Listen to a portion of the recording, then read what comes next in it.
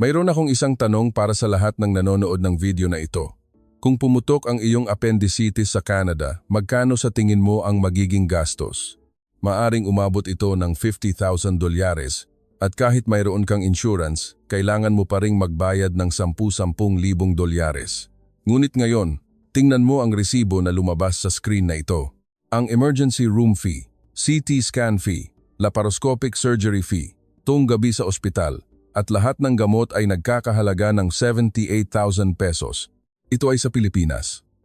Si Chloe, isang 22 taong gulang na estudyante mula Toronto, ay bumagsak at nawalan ng malay sa sahig ng isang 7-Eleven malapit sa lugar ng Malate bandang 2:30 AM. Siya ay may acute appendicitis. Kung nangyari ito sa Canada, ang ambulance fee pa lang ay maaaring umabot na ng $2,000 at maaari siyang maghintay sa emergency room ng hanggang 4 na oras hanggang sa pumutok ang kanyang appendicitis. Ngunit sa Pilipinas, pagkatapos tumawag sa hotline na 911, dumating ang ambulansya sa loob lamang ng 8 minuto at sa loob ng 30 minuto, siya ay nasa operating table na. At bakit nga ba nag-isa si Chloe sa Pilipinas? Lahat ito ay dahil sa isang video na nakita niya sa TikTok kung saan isang Pilipina ang naglalakad mag-isa bandang 3 AM. Ito ay may 15 milyong views.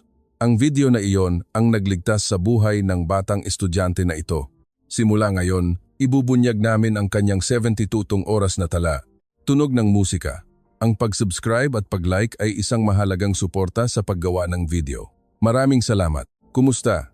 Ako si Chloe Tembe, isang third-year sociology student mula sa University of Toronto. Kasalukuyan akong nakaupo sa isang hospital room sa Maynila, o mas tama, naghihintay na ma-discharge. Hawak ko sa aking kamay ang bill ng aking paggamot. Nang makita ko ang mga numero doon, naiyak ako. Hindi, mas tama sigurong sabihin na natawa ako habang umiiyak. ₱78,000 o humigit kumulang 1,900 Canadian dollars. Alam mo ba kung ano ang kasama sa halagang ito?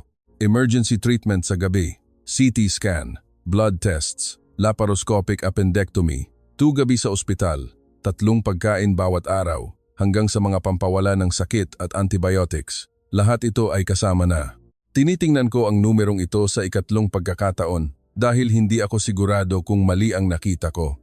Para maintindihan mo kung bakit ako nagkaroon ng ganitong reaksyon, kailangan mong malaman muna ang tungkol sa sistema ng pangangalagang pangkalusugan sa Canada. Noong nakaraang taon, ang kaibigan ng aking ina ay nagpa-appendectomy sa Toronto.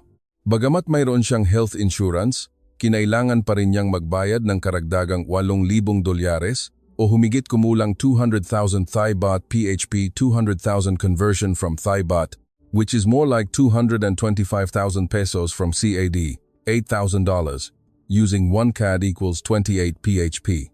At kung wala kang insurance, ang gastos ay nasa pagitan ng 33,000, $11,000 o humigit kumulang 900,000 1 milyong Thai baht PHP, 900,000 1 milyong conversion from Thai baht, or PHP, 924,000, 1,120,000 from CAD, using 1 CAD 28 PHP.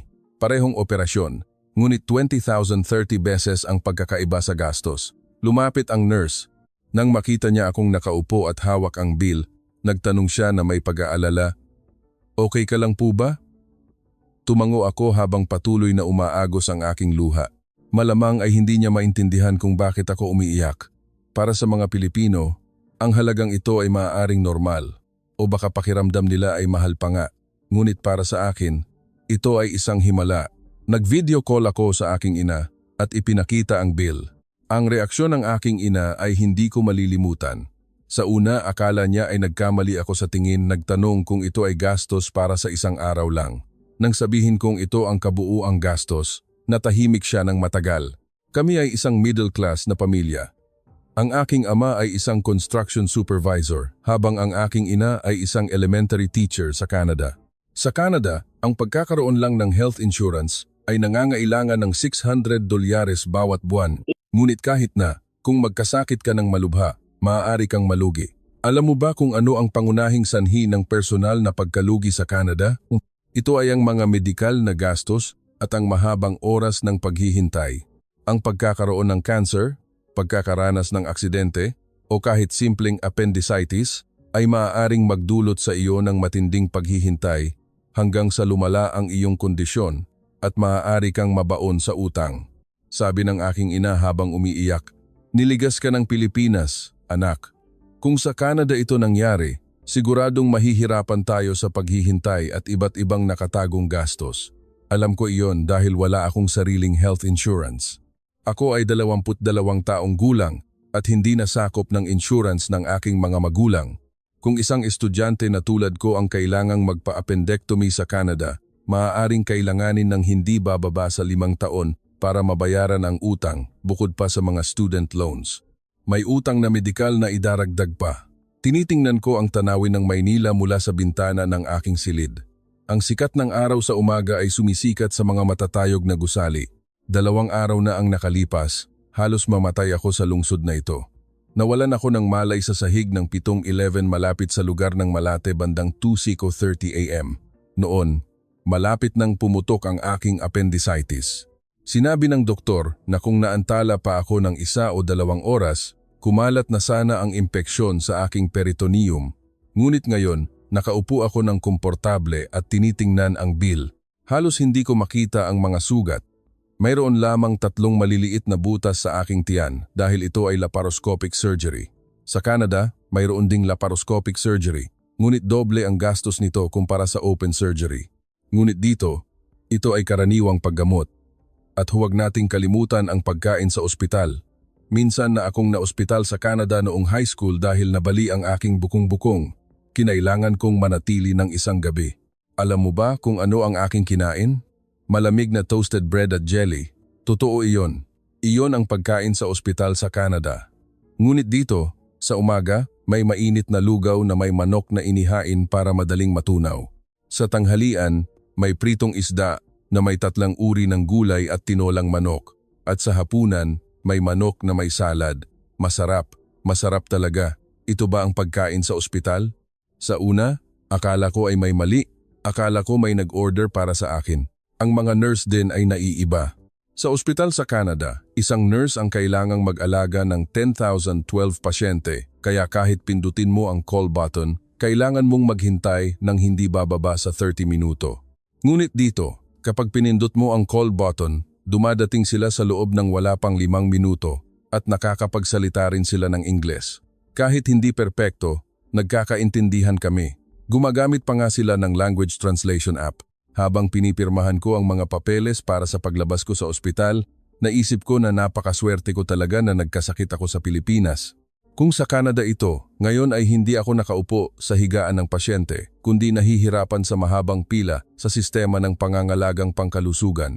Ngayon, sa waiting room, may isang Pilipinong pamilya na nakaupo. Mukhang nag-aalala, marahil may isang miyembro ng pamilya na inooperahan. Malamang ay hindi nila alam kung gaano kaganda ang sistema kung saan sila naroroon. Kung tatanungin nila ako, gusto kong sabihin sa kanila kung gaano kahusay ang kanilang bansa. Bago ako ibaba ng aking ina, nagtanong siya, "At bakit ka nag-isa sa Pilipinas?" Kaya kinuwento ko sa kanya mula simula kung paano binago ng isang TikTok video ang aking buhay. Sa una, hindi ako interesado sa Pilipinas. Sa totoo lang, kakaunti ang aking kaalaman tungkol sa mga bansa sa Asia. Ang Japan ay sushi at anime.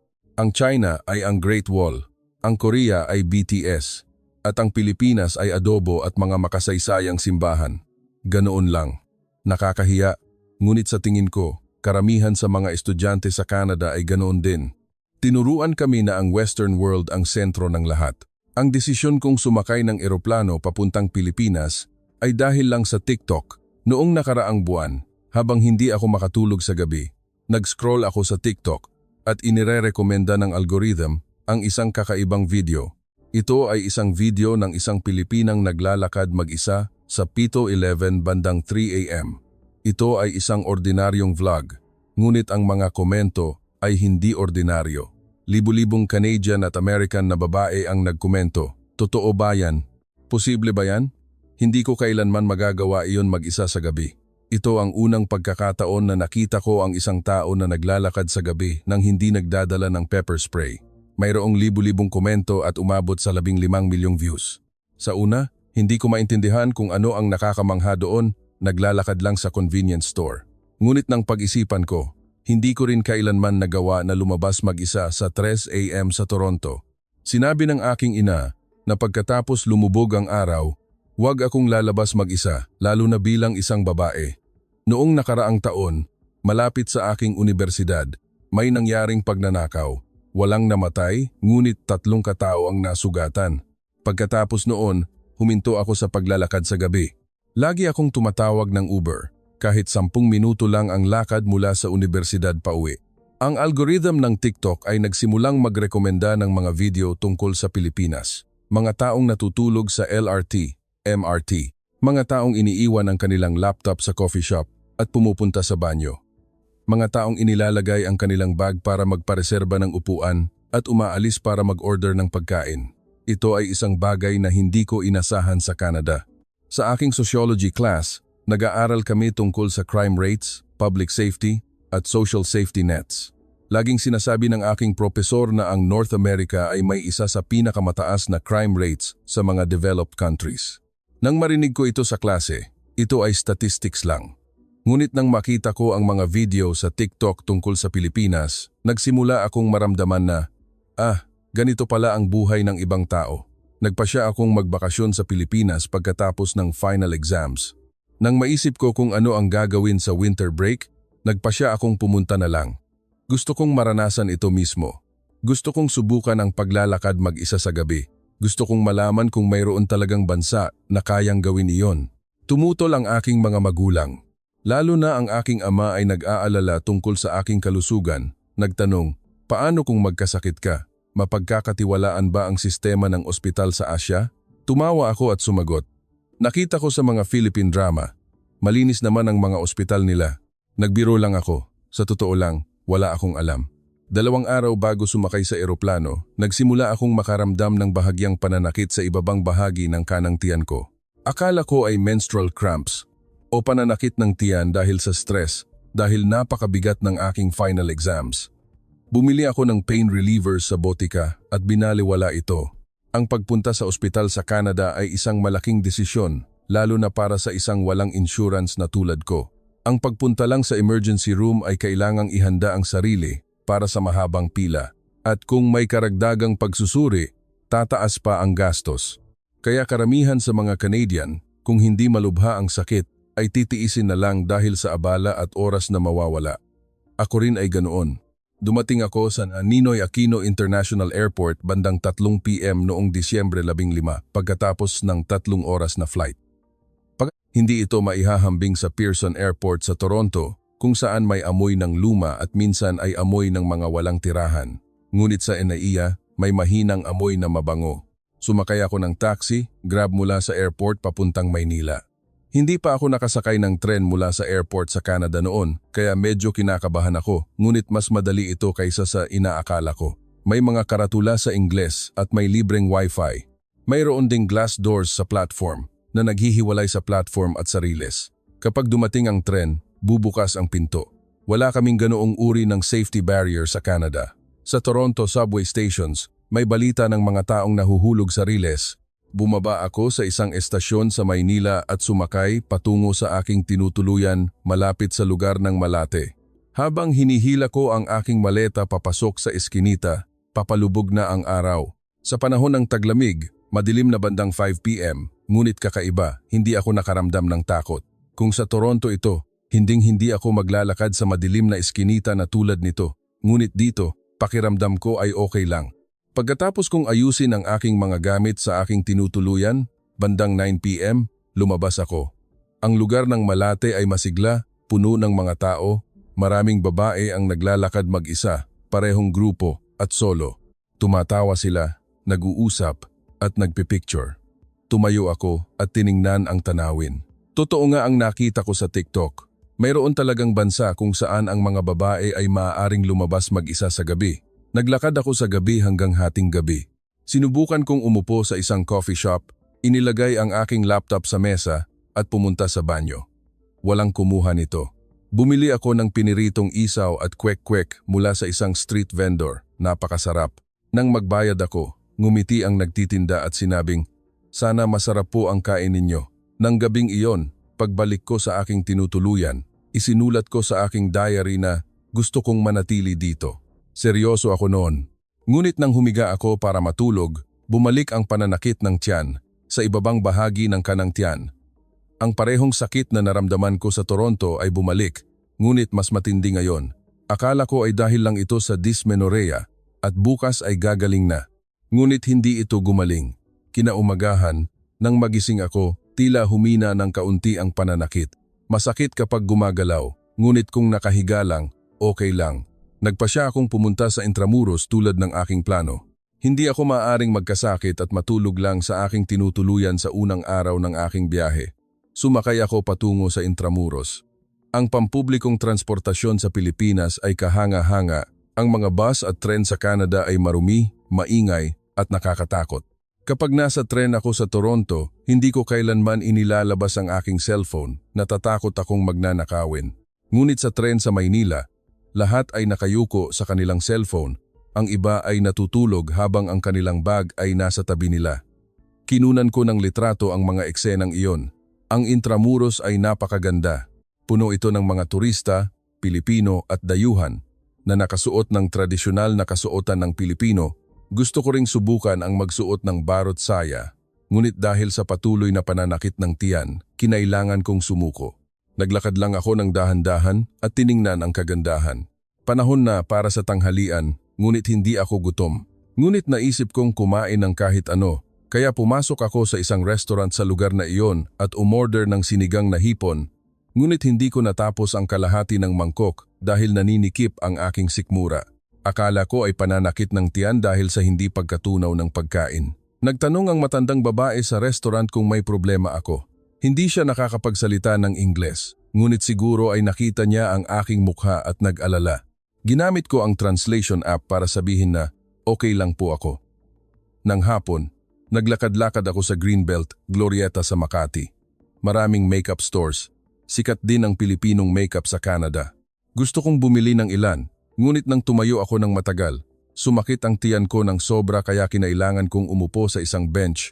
Noon, nag-text sa akin si Jessica, isang kaibigan mula sa parehong faculty at nagtanong kung kumusta ang Pilipinas.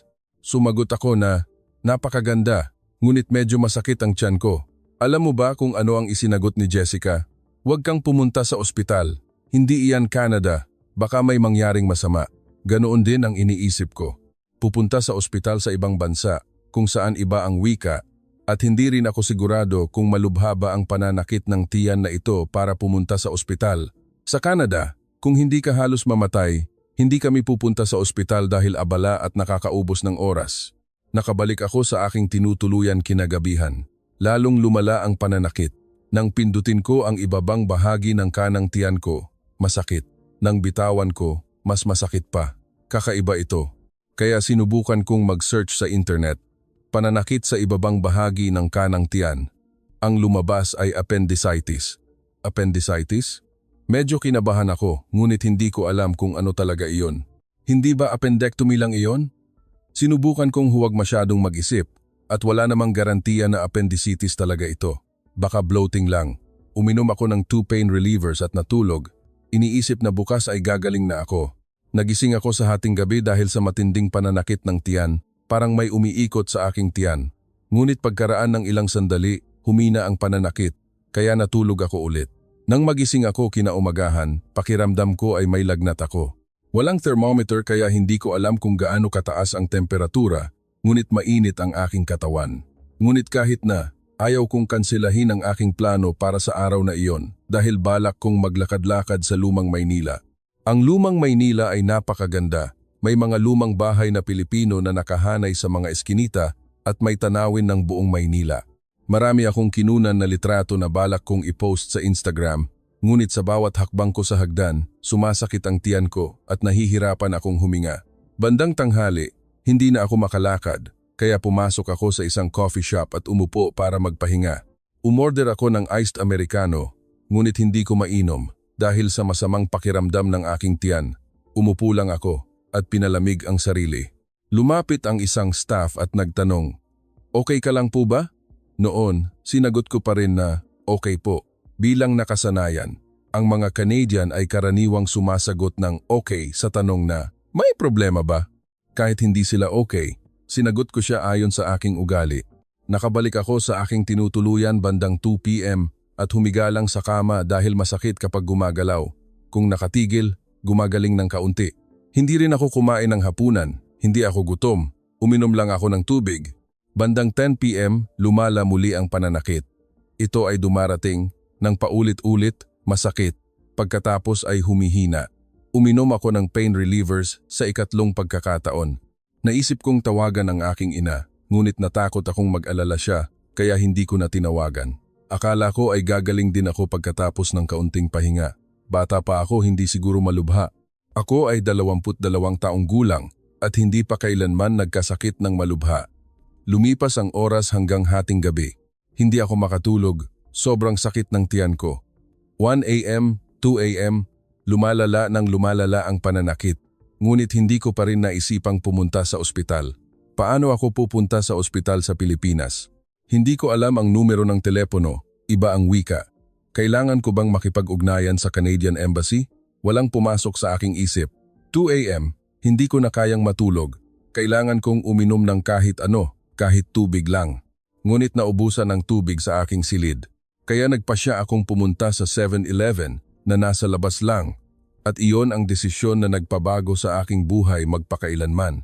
Naglakad ako papunta sa convenience store. Wala pang 50 metro mula sa aking tinutuluyan, ngunit ang 50 metrong iyon ay tila walang hanggan. Bawat hakbang ko ay parang may kutsilyo na humihiwa sa aking tiyan. Kailangan kong maglakad ng nakahawak sa pader. 2:20 a.m. Tahimik ang kalye, ngunit ang 7-Eleven ay maliwanag pa rin dahil bukas ito 24 oras. Sa Canada, ang isang babae na naglalakad mag-isa sa convenience store bandang 2 a.m. ay malinaw na humihingi ng problema. Ngunit dito, ito ay normal. Siyempre, noon, wala akong pakialam sa kaligtasan. Gusto ko lang bumili ng tubig.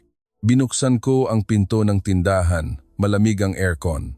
Naglakad ako papunta sa beverage cooler at sa pag-abot ko para kunin ang bote ng tubig, biglang lumiwanag ang lahat sa aking paningin. Nang magising ako, nakahiga na ako sa sahig. Nang magkamalay ako, may umaalog sa akin. Ito ay isang lalaking empleyado ng 7-Eleven. May sinabi siya sa Filipino na hindi ko naintindihan. Kaya nasabi ko lang, "Masakit po, masakit ang tiyan ko." Kinuha ng empleyado ang kanyang cellphone at tumawag sa kung saan.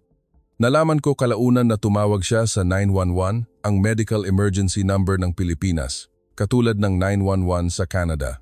Nakatingin ako sa kisame, maliwanag ang neon lights na nakakasilaw. Ang tiyan ko ay parang sasabog sa sakit, nahihirapan akong huminga. Ang isip na, mamamatay ba ako, ay sumagi sa aking isip. Mamamatay sa sahig ng convenience store sa ibang bansa. Hinawakan ng empleyado ang aking kamay. May sinabi siya na siguro ay nangangahulugang, "Huwag kang mag-alala, may tutulong sa iyo." Nagpapasalamat ako, kahit halos mamatay ako sa sakit. Ang pagkakaroon ng isang estranghero na humawak sa aking kamay at aliwin ako ay nakakagaan ng pakiramdam. Ang sirena ng ambulansya ay lumakas, papalapit ng papalapit. Hindi ko alam kung gaano katagal ang lumipas. Nalaman ko kalaunan na 8 minuto lang pagkatapos tumawag sa 911, dumating na ang ambulansya. Sa loob ng 8 minuto? Alam mo ba kung gaano katagal ang average na pagdating ng ambulansya sa Canada? Sa urban areas, 7,015 minuto, ngunit sa rural areas, maaaring mahigit 30 minuto at mabilis na iyon. Sa malaking lungsod tulad ng Toronto, dahil sa traffic, maaaring maghintay ng mahigit 20 minuto. At sa oras na makasakay ka sa ambulansya, may gastos na agad na hindi bababa sa $1,000. Kahit may insurance, kailangan mo pa ring magbayad ng $300,500. Ngunit ang ambulansya sa Pilipinas? Libre. Oo, libre. Nang malaman ko ang katotohanan ito kalaunan, umiyak ako muli. 2 rescue workers ang pumasok. Ang isa ay nagsalita ng Ingles. "Huwag kang matakot, dadalhin ka namin sa ospital." Ang kanyang accent ay hindi perpekto, ngunit naintindihan ko siya. Sa sandaling iyon, nakaramdam ako ng labis na ginhawa. Hindi ko kailanman inisip na ang pagkakaroon ng komunikasyon ay magpapagaan ng pakiramdam ng ganito. Binuhat ako sa stretcher. Ang ambulansya ay napakalinis. Ang mga kagamitan ay mukhang bago. Sinubukan ng isang staff na pindutin ang aking tiyan. Nang pindutin niya ang ibabang bahagi ng kanang tiyan ko at bitawan, napasigaw ako sa sakit. Tumango ang staff, Tila alam kung ano ang nangyayari. Appendicitis. Umalis ang ambulansya kasama ang tunog ng sirena. Nakahiga ako at nakatingin sa kisame at naisip, na naginip ba ako? 3 araw na ang nakalipas, nasa Pearson Airport pa ako sa Toronto, ngunit ngayon ay nakahiga ako sa ambulansya sa Maynila. Hindi ko alam kung gaano katagal bago kami nakarating sa ospital. Nalaman ko kalaunan na 12 minuto lang. Dinala nila ako sa pinakamalaking ospital sa malapit. Nang makarating kami sa emergency room, napakalayo nito sa emergency room sa Canada. Una, mas kaunti ang mga tao. Ang emergency room sa Canada ay parang isang giyera. Ang mga tao ay nakaupo sa sahig at kailangang maghintay ng maraming oras. Ngunit dito, tahimik at organisado. Dali-daling lumapit ang isang nurse. Isinaksak niya ang IV sa aking braso at itinulak ang kama sa isa pang silid kung saan may malaking kagamitan. Sinabi nila na ito ay isang CT scan machine. Alam mo ba kung gaano katagal kailangang maghintay para sa isang CT scan sa emergency room sa Canada? Sa average, 2,003 oras. Kung hindi malubha ang kondisyon, maaaring maghintay ng hanggang 6 na oras. Ngunit dito, pagkatapos ng wala pang 30 minuto mula nang dumating sa emergency room, nagawa ko na ang CT scan. Pagkatapos ng CT scan, itinulak ako pabalik sa emergency room. Dumating ang doktor, isang lalaki na nasa 40s. Nakakapagsalita siya ng napakahusay na Ingles. Sinabi ng doktor na ang aking appendicitis ay malapit ng pumutok. Ito ay acute appendicitis at kailangan ng operasyon kaagad. Kung naantala pa ako ng 1 o 2 oras, kumalat na sana ang impeksyon sa aking peritoneum. Alam mo ba kung ano ang peritonitis? Ito ay isang kondisyon kung saan pumutok ang appendicitis at kumalat ang impeksyon sa buong tiyan na may mataas na rate ng pagkamatay. Nang marinig ko ang salitang operasyon, natakot ako ng sobra. Kailangan kong magpa-operasyon sa ibang bansa kung saan walang mga magulang na mag-aalaga, ngunit wala akong ibang pagpipilian. Sinabi ng doktor na kung hindi ako ooperahan, maaari akong mamatay. Pinirmahan ko ang consent form para sa operasyon, nanginginig ang aking kamay. Hinawakan ng isang nurse ang aking kamay at sinabing, "Huwag kang matakot, ang aming doktor ay ang pinakamahusay." Pinili kong paniwalaan ang mga salitang iyon dahil wala na akong ibang pagpipilian. Nang itinulak ako sa operating room, tiningnan ko ang orasan. 3:50 AM, sa loob lamang ng 1.5 oras pagkatapos bumagsak sa convenience store, ako ay nasa operating table na.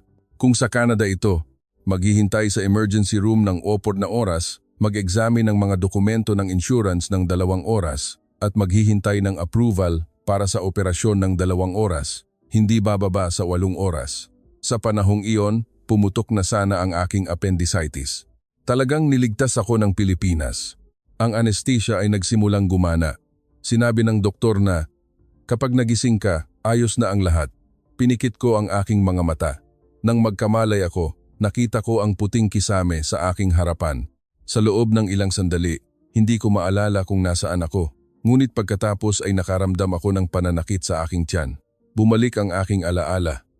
Naoperahan na pala ako. May isang nurse na nakatayo sa tabi ko. Nang makita niyang gising na ako, ngumiti siya at sinabing, "Successful po ang operasyon. Ligtas na po kayo ngayon." Nang marinig ko iyon, umiyak ako. Hindi ko alam kung bakit ako umiyak. Marahil dahil sa ginhawa o ang takot na nakatago ay sabay-sabay na sumabog. Pumasok ang doktor at ipinaliwanag na ito ay laparoscopic surgery sa pamamagitan ng paggawa ng 3 maliliit na butas sa aking tiyan at pagpasok ng kamera at mga instrumento upang putulin ang appendicitis. Ito ay isang paraan na mas mabilis ang paggaling at mas maliit ang peklat kumpara sa open surgery. Sa Canada, mayroon ding ganitong operasyon, ngunit doble ang gastos nito kumpara sa open surgery. Ngunit dito, sinabi ng doktor na ito ay karaniwang paraan. Inilipat ako sa isang patient room, isang double room. Sa tabi ko ay may isang matandang babae na Pilipino. Nang makita niya ako, may sinabi siya na hindi ko naintindihan. Ngunit mula sa kanyang mukha, nahulaan ko na siguro ay nagtanong siya kung kumusta ako at sinabing, "Laban lang." Yumuko ako at nagpasalamat sa Filipino, "Salamat po," na siyang tanging salitang Filipino na alam ko. Ang una kong pagkain ay mainit na lugaw na may manok. Sinabi ng nurse na pagkatapos ng operasyon, dapat kumain ng madaling tunawin.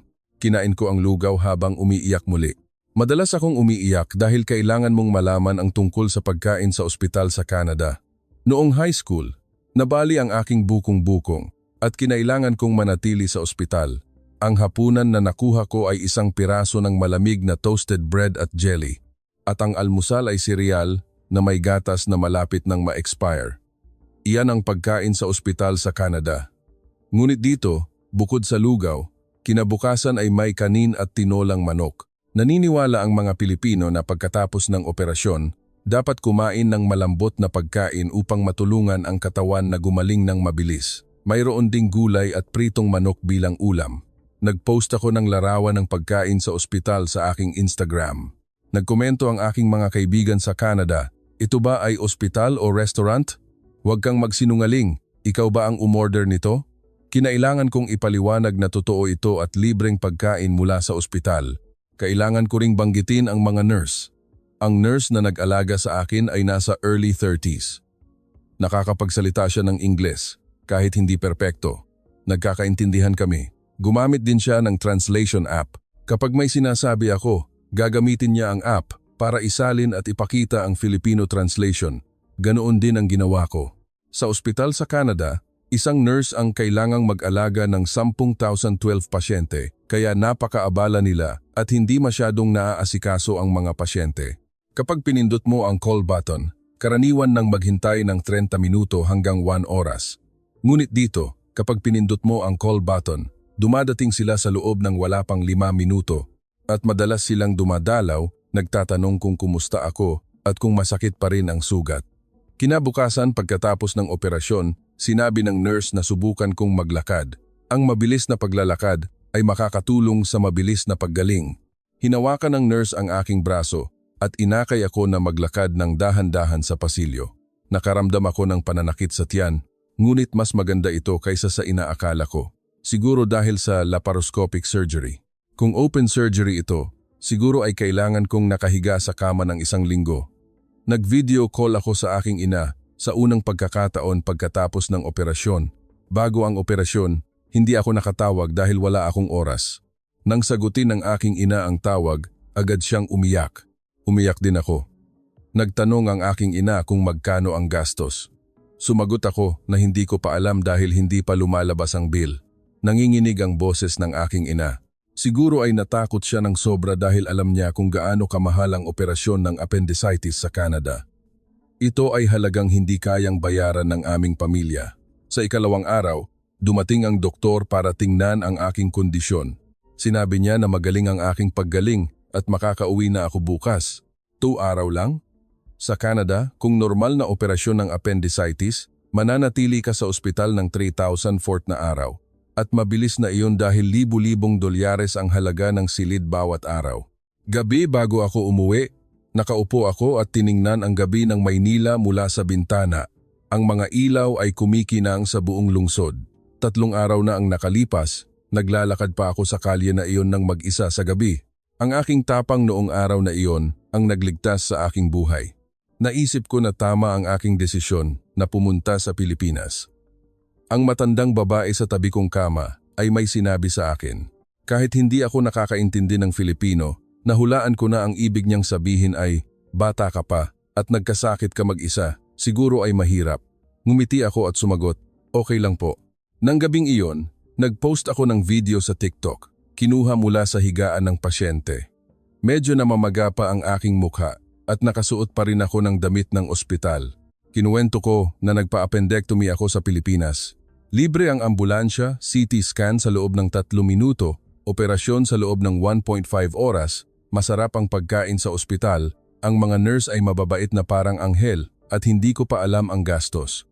Pagkatapos kong mag-post ng video, natulog ako. Nang magising ako kinabukasan, umabot na sa 100,000 views ang video. Umaga ng pag-discharge ko, nagising ako na mabilis ang tibok ng puso. Sa totoo lang, hindi ako nakatulog kagabi dahil nag-aalala ako sa bill. Alam ko na mura ang medical treatment sa Pilipinas mula sa nabasa ko sa internet, ngunit para sa mga dayuhan, para sa mga tourist visa holders, magkano ang sisingilin nila? Sa Canada, kung kailangan ng turista ng emergency medical service, Mas mahal ang sisingilin sa kanila ng 2,003 beses kumpara sa mga lokal at hindi rin sakop ng insurance. Dahil sa isip na iyon, natakot ako. Inihain ng almusal, ang huling pagkain sa ospital. May lugaw, tokwat baboy at gulay. Dahan-dahan akong kumain, napakasarap ng lasa. Gusto kong tandaan ang lasa na ito. Dinala ng nurse ang mga dokumento sa pag-discharge para pirmahan ko at may mga gamot na kailangan kong iuwi, antibiotics at pain relievers para sa 1 linggo. Sinabi niya na kunin ko sa butika pagkatapos ng pag-aasikaso ng mga dokumento. Pagkatapos ng mga dokumento, pumunta ako sa financial counter. Mabilis ang tibok ng aking puso. Sa Canada, ang pinakamababang gastos ng appendectomy ay $14,000, karaniwan ay $33,040,000. Inisip ko ang pinakamalalang sitwasyon, $20,000, $30,000. Sasapat ba ang limitasyon ng aking credit card? Tiningnan ng staff sa counter ang computer screen at inimprenta ang bill at ibinigay sa akin. Tiningnan ko ang numerong P78,000 pesos. P78,000 pesos o humigit kumulang 1,900 Canadian dollars. Tiningnan ko ang numero ng 3 beses. Mayroon bang nakaligtaan? Ang emergency room fee, ang CT scan fee, ang operasyon, ang silid? Ipinaliwanag ng staff gamit ang translation app na ang presyo na ito ay kasama ang emergency check-up, CT scan, laparoscopic appendectomy, gabi at 3 araw sa ospital, pagkain at lahat ng gamot. Wala nang karagdagang gastos. Umiyak ako mismo sa financial counter. Nagulat ang staff. Malamang ay hindi niya maintindihan kung bakit ako umiyak. Para sa mga Pilipino, ang halagang ito ay maaaring normal o baka pakiramdam nila ay mahal pa nga. Ngunit para sa akin, ito ay isang himala. Kung sa Canada nangyari ang operasyon na ito, magkano ang magiging gastos? Subukan nating kalkulahin. Ambulance $1,500. Emergency room $1,500, CT scan $3,000, laparoscopic surgery $25,000, gabi sa ospital $4,000, gamot $500. Hindi bababa sa $35,500 o humigit kumulang 950,000 Thai baht. Ito ay kung walang insurance. Kahit may insurance, kailangan mo pa ring magbayad ng karagdagang $5,000-8,000 at napakagandang insurance na iyon. Para sa isang estudyanteng walang insurance na tulad ko, kailangan kong bayaran ang lahat. Kailangan kong mabaon sa utang habang buhay. Binayaran ko ang P78,000 pesos gamit ang credit card, isang swipe lang. Kahit kasama ang 3% na international transaction fee, hindi pa rin umabot ng 85,000 pesos. Pumunta ako sa butika na nasa isang palapag ng ospital. Ibinigay ko ang reseta at naghintay. Sa loob ng wala pang 5 minuto, nakuha ko ang aking gamot. Antibiotics para sa 7 araw, pain relievers para sa 7 araw. Nagtanong ako, magkano po? 320 pesos po. 320 pesos? Wala pang 15 Canadian dollars. Sa Canada, kung bibili ka ng antibiotics para sa 1 linggo ng walang insurance, kailangan mong magbayad ng $150,200 at ang pain relievers ay dagdag pa na $50. Umiyak ako muli sa botika. Ang pharmacist ay nag-alala at nagtanong, "Okay ka lang po ba?" Sumagot ako, "Okay lang po." Gusto kong ipaliwanag na umiiyak ako dahil sa sobrang pasasalamat, ngunit hindi ako makapagsalita. Lumabas ako ng ospital at umupo sa isang bench. Kinuha ko ang bill at tiningnan muli, 78,000 pesos. Ang piraso ng papel na ito ang nagpabago sa aking buhay. Nag-video call ako sa aking ina at ipinakita ang bill. Ang reaksyon ng aking ina ay tulad ng naikwento ko kanina. Nagtanong siya kung ito ay gastos para sa isang araw lang. Nang sabihin kong ito ang kabuuang gastos, natahimik siya ng matagal at ibinigay sa aking ama. Hindi rin naniwala ang aking ama. Sinabi niya na, "Niligas ka ng Pilipinas. Anak, kung sa Canada ito, sigurado ay mahihirapan tayo. Hindi ito pagmamalabis. Ang ipon ng aming pamilya ay humigit kumulang $20,000. Kung nagpa-appendectomy ako sa Canada, hindi sapat ang lahat ng aming ipon. Nakabalik ako sa aking tinutuluyan, ang aking mga gamit ay nasa parehong lugar tulad ng 3 araw na ang nakalipas nang lumabas ako papunta sa convenience store sa gabi. Humiga ako sa kama at tiningnan ang kisame. 3 araw na ang nakalipas, hindi ako makatulog sa kama na ito dahil sa sakit ng tiyan at lumabas para bumili ng tubig at bumagsak at nawalan ng malay sa sahig ng convenience store sa ibang bansa. Dumating ang ambulansya sa loob ng 8 minuto, nag-CT scan sa loob ng 30 minuto, nasa operating table sa loob ng 90 minuto, lumabas ng ospital sa loob ng 2 araw. Kabuuang gastos, 78,000 pesos. Kung sa Canada ito, kumusta na ako ngayon? Malamang ay nakahiga pa rin ako sa ospital.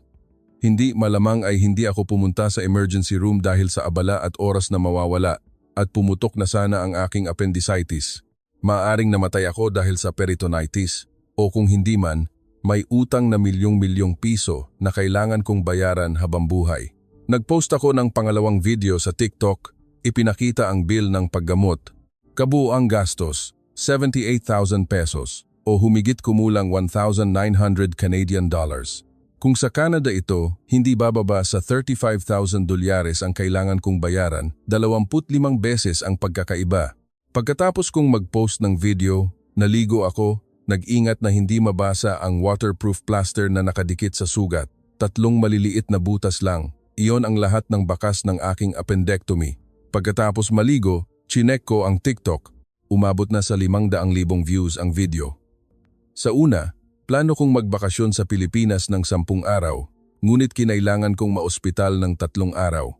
May natitira pa akong 1 linggo para maglakbay. Sinabi ng doktor na huwag akong masyadong magpagod, magpahinga ng dahan-dahan, huwag mag-ehersisyo ng mabigat ng 1 buwan, huwag magbuhat ng mabibigat na bagay, at panatilihin ang kalinisan ng sugat. Nag-aalangan ako kung babalik ba ako agad sa Canada o magpapatuloy sa aking plano. Sinabi ng aking ina na umuwi ako agad, ganoon din ang aking ama. Nagtanong kung bakit pa ako mananatili rito kung may sakit ako mag-isa, ngunit ayaw kong umuwi. Sa totoo lang, takot ako sa Canada. Kung babalik ako, kailangan kong bumalik sa parehong sistema. Kailangan kong mamuhay ng walang health insurance. Nag-aalala kung kailan ako magkakasakit, takot sa medical expenses, kaya hindi ako nangangahas na pumunta sa doktor kapag may sakit at hindi ako nangangahas na maglakad mag-isa sa gabi. Nagpasya akong manatili at maglakbay sa Pilipinas ng 1 pang linggo, nang dahan-dahan hindi nagpapagod. Kinabukasan pagkatapos umuwi mula sa ospital, naglakad ako sa paligid ng aking tinutuluyan sa lugar ng malate sa araw. Maraming tao. May mga coffee shop na nakahanay at may tunog ng musika. Pumasok ako sa isang coffee shop, umorder ng Amerikano, at umupo para panoorin ng mga tao sa labas ng bintana. Inilagay ko ang aking laptop sa mesa dahil kailangan kong pumunta sa banyo. Kung sa Toronto ito, hinding-hindi ko gagawin iyon. Kung iwanan mo ang iyong laptop, siguradong mawawala ito sa 9 sa 10 pagkakataon. Ngunit sa Pilipinas, normal ito. Ginagawa ito ng lahat. Inilalagay ang bag para magpareserba ng upuan at umaalis para mag-order ng pagkain. Inilalagay ang laptop at pumupunta sa banyo. Nang bumalik ako mula sa banyo, naroon pa rin ang aking laptop. Siyempre, ngunit para sa akin, hindi ito garantisado. Ang pagkakaroon ng isang bansa na kayang gawin ito ay kamangha-mangha. Kinagabihan, pumunta ako sa parehong 7-Eleven kung saan ako bumagsak. Hindi ko alam kung bakit gusto kong bumalik doon. Nang buksan ko ang pinto, wala na ang parehong empleyado, iba na ang nakapalit. Naglakad ako papunta sa beverage cooler. Kinuha ang parehong bote ng tubig, ang bote na sinubukan kong kunin noong gabing iyon bago ako bumagsak. Nang magbayad ako, kusang umagos ang aking luha. Nagulat ang empleyado. Sinabi ko sa Ingles, "Okay lang po, nagpapasalamat lang." Malamang ay hindi siya nakakaintindi, ngunit tumango siya sa akin. Kinabukasan, bumalik ako sa Intramuros dahil hindi ko masyadong nakita noong una. Sa pagkakataong ito, naglakad ako ng dahan-dahan. Hindi ako nagsuot ng barotsaya dahil masakit pa rin ang aking tiyan, ngunit marami akong kinunan na litrato. Habang naglalakad sa Intramuros, naisip ko, ano ang pagkakaiba ng bansang ito? Bakit ito napakakaligtas? Bakit napakamura ng medical treatment? At bakit napakabait ng mga tao? Nag-aaral ako ng sociology. Gusto ko ng data. Kaya sinubukan kong magsaliksik tungkol sa sistema ng pangangalagang pangkalusugan sa Pilipinas. Mayroong Universal Healthcare, PhilHealth, system ang Pilipinas. Lahat ng mamamayan ay automatikong kasali. Sinusuportahan ng gobyerno ang sinangkaramihan sa medical expenses at kinokontrol din ang presyo ng medical treatment. Kaya hindi maaaring taasan ng mga ospital ang presyo ayon sa kanilang gusto, ngunit sa Canada, iba. Ang sistema ng pangangalagang pangkalusugan ay pag-aari ng Estado, ngunit may problema sa mahabang oras ng paghihintay. Ang mga ospital at klinika ay kailangang magtrabaho sa limitadong budget na nagdudulot ng bottlenecks at mahabang pila. Ang pagbisita sa isang espesyalista ay maaaring maghintay ng buwan. Hindi mura ang medical expenses sa Pilipinas, ngunit ang sistema ng paghihintay at access sa serbisyo sa Canada ang may malubhang problema. Sa mga bansa ng OECD, ang Canada ay isa sa mga bansang may mataas na gastos sa pangangalagang pangkalusugan, ngunit ang resulta ay hindi kasing ganda. Ang average na edad ng populasyon ay mas mababa sa average ng OECD. Ang rate ng pagkamatay ng sanggol ay isa sa pinakamataas sa mga developed countries. Nang mabasa ko ang mga impormasyong ito, nakaramdam ako ng galit. Bakit? Dahil lang sa ipinanganak ako sa Canada, kailangan kong magtiis sa sakit dahil sa takot sa abala at mahabang oras ng paghihintay sa pagpunta sa ospital. Bakit hindi ako pumunta sa ospital hanggang sa halos pumutok ang aking appendicitis? Dahil ganoon ang sistema. Lalong tumataas ang views ng aking TikTok video. Libu-libong komento ang pumasok.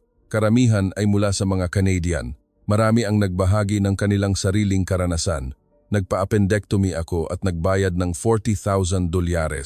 Pagpapaanak, $30,000. Naghihintay sa emergency room ng 4 na oras hanggang sa hindi na makatiis at umuwi. Ang mahal ng insulin kaya kailangan bawasan ang paggamit. Sila ang mga biktima ng nabigong sistema ng pangangalagang pangkalusugan tulad ko. May isang komento na hindi ko malilimutan. Isang babae ang sumulat, ako rin ay nagkaroon ng pumutok na appendicitis at kailangan ng emergency surgery. Kahit may insurance, kinailangan ko pa ring magbayad ng $12,000. Nagbabayad pa rin ako ng utang sa loob ng 3 taon. Naiinggit ako sa mga Pilipino. Sinagot ko ang komento na iyon. Ang problema ay nasa ating sistema.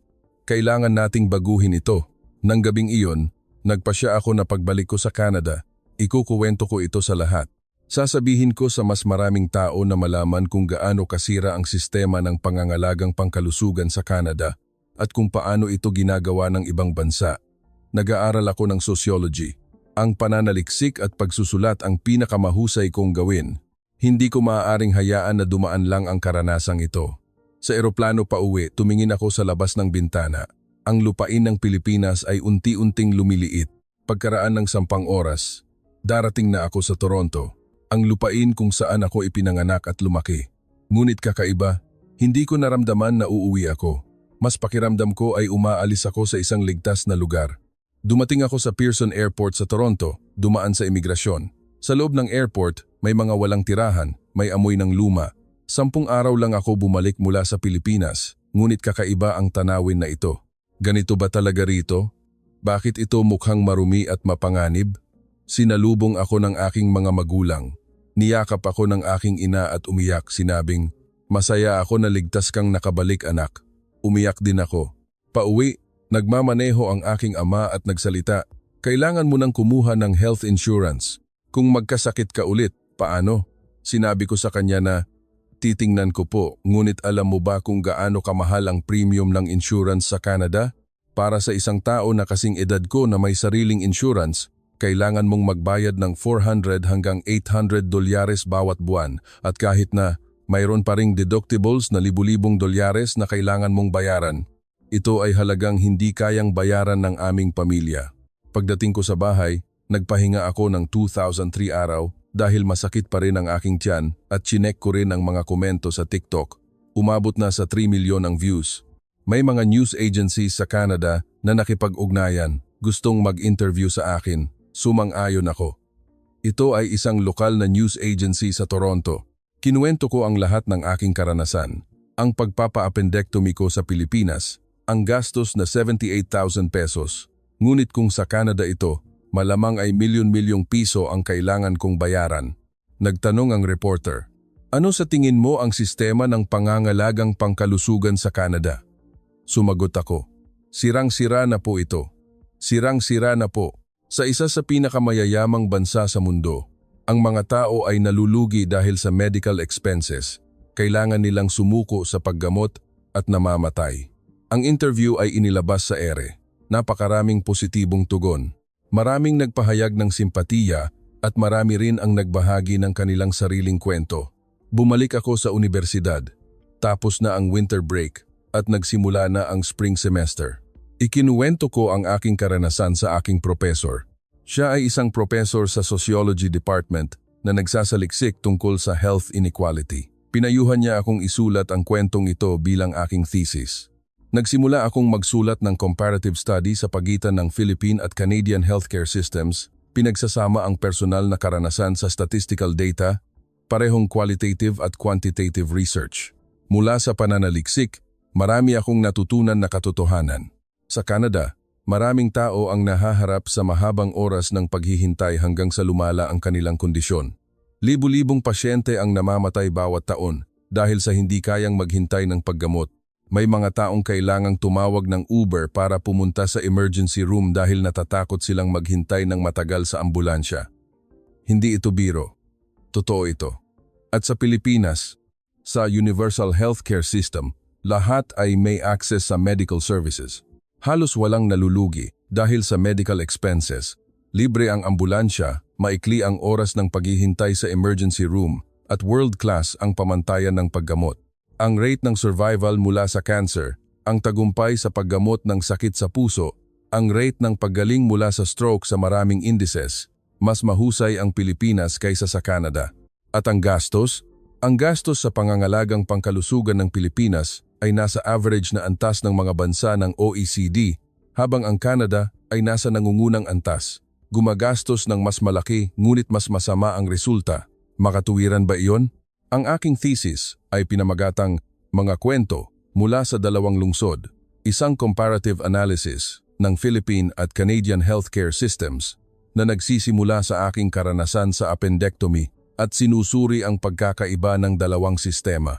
Pinuri ng aking propesor ang aking sulatin na lampas sa undergraduate level at pinayuhan akong subukang ipapublish ito sa isang academic journal. Ginagawa ko iyon ngayon. Umabot na sa 500,000 ang aking followers sa TikTok.